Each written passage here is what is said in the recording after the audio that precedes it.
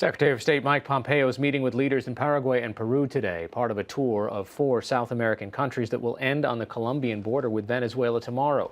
For more on the issues Secretary Pompeo is facing on this trip, we turn to Chris Sabatini of Columbia University School of International and Public Affairs. He's also editor of the globalamericans.org, and he joins us from Corning, New York via Skype. So about 3 million Venezuelans have now left the country in the last few years. Many have gone to the countries that are currently on the Secretary of State's trip. What is the U.S. trying to do with them? Well, what it's trying to do, first of all, with these countries is trying to rally them to support and get behind the U.S. sanctions. The U.S. and many of those countries, all of them, in fact, recognize as an interim president, the president of the National Assembly. And it's been 2.5 months now since they've recognized Guaido, and the current Venezuelan government is not budging. So they need to put more pressure on this government. Now, can the leaders of these countries look like they are siding with the Trump administration, given at this point our policy on migration and toward Central American countries?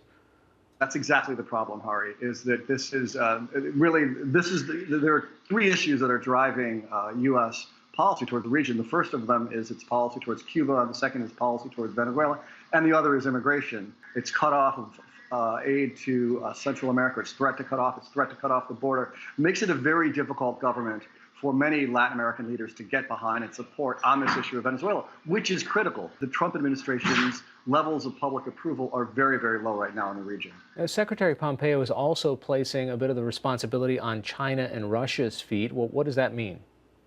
Well, this is, part of the problem is that after refusing to recognize the Maduro government and recognizing Guaido, Russia sent 2 airplanes 3 weeks ago and unloaded military equipment and 1,000 Russian troops.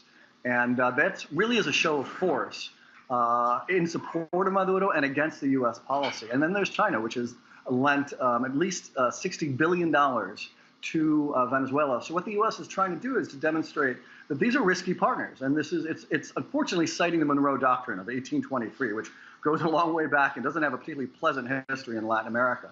But it is very worried that this possible regime change in Venezuela has taken on a scale of geopolitical dimensions with Russia and China now. And the U.S. does not like having China and Russia meddling in its own, if you will, what it considers its backyard. And one of the levers that they're trying to pull is the purchase of 5G network equipment, and whether these countries purchase from China and Huawei or whether they buy from the U.S. China has been on a real tear in terms of trying to invest.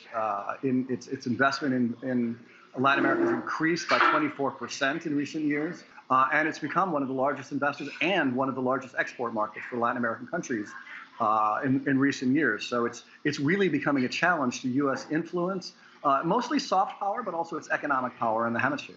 All right, Chris Sabatini, thanks so much. Thank you very much, Hari.